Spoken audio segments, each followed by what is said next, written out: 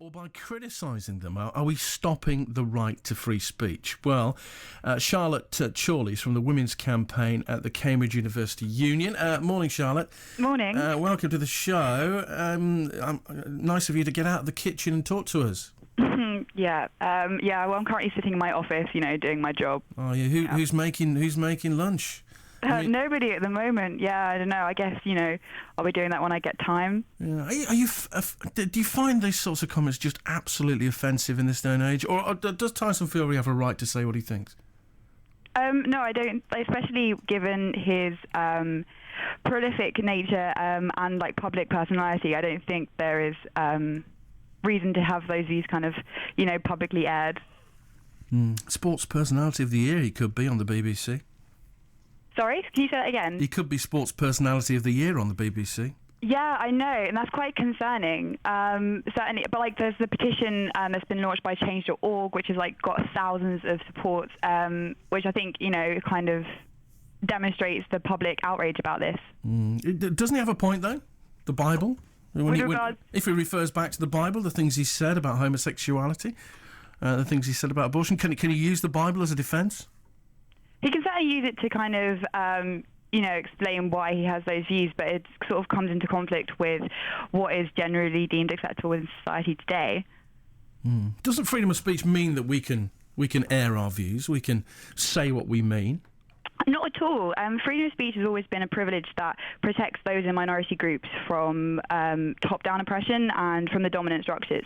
And you have to accept that modern religion is a top-down structure, and if anything, freedom of speech is to have any kind of value in today. It's about protecting those minorities rather than perpetuating majority ideals. Yeah. Who do you have most problem with? Do you have most problem with Tyson Fury or Donald Trump?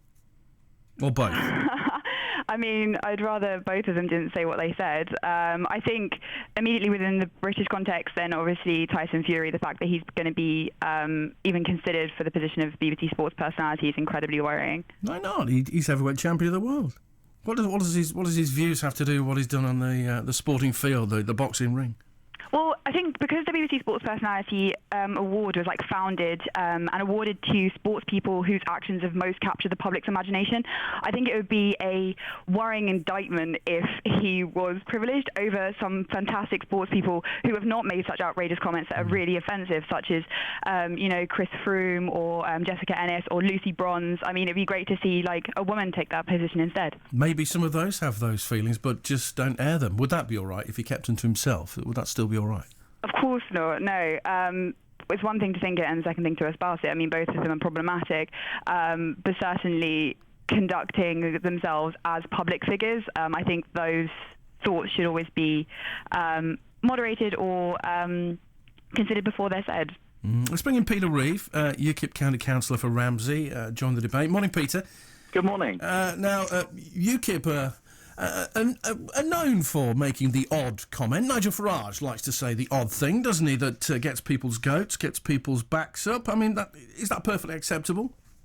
Well, we believe passionately in the real terms, freedom of speech, where if someone feels something, if they believe it, if it is their opinion, they should be absolutely entitled to say it, no matter what it is, no matter who it offends. And equally, Charlotte and her types of people equally should have an absolute right to be able to debate against it, feel offended, and react accordingly. So we think society would be much healthier if people didn't quietly close the door and speak amongst friends what their true opinions were. We'd rather they said them so people can be judged on their true feelings, their true beliefs. There's an awful lot of people out there who genuinely believe what Tyson said because they are fundamental Christians.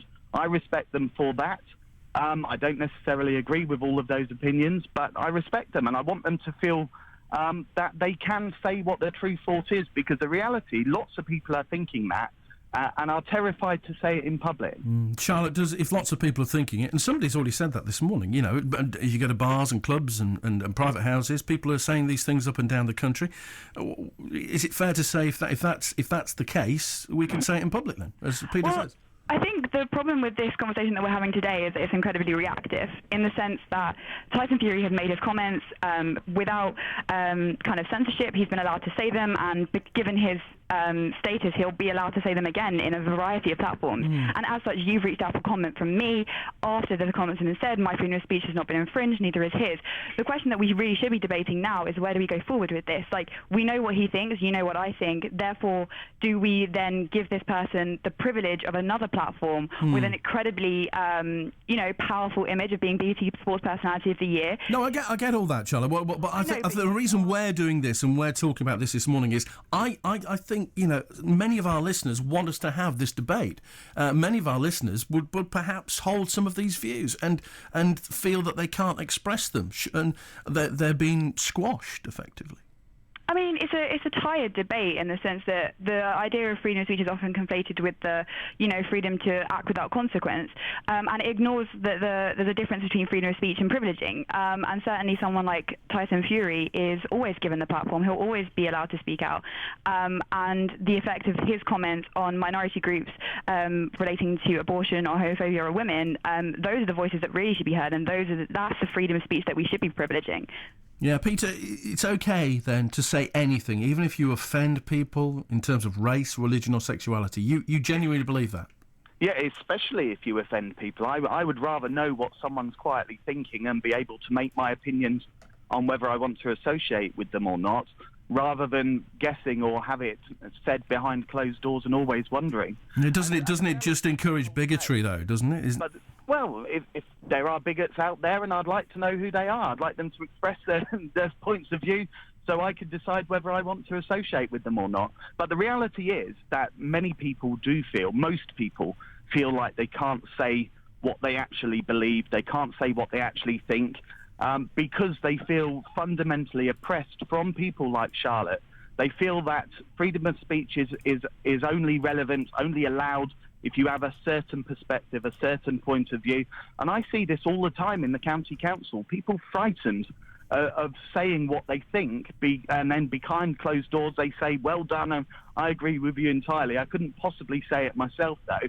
I don't want that to happen. I want people to be free to express their opinions, and then if they're wrong, we can debate with them. We can challenge those opinions. But if they don't feel free to express them, society won't progress.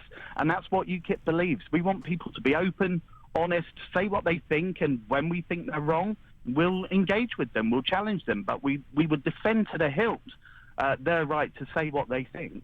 Charlotte, I mean, he makes a point, doesn't he? We'd know who all these bigots are if we let them speak. I mean, like, the central concept of freedom of speech, it's enshrined in law, but it's also tempered by certain restrictions. For example, if what's being said is going to cause harm.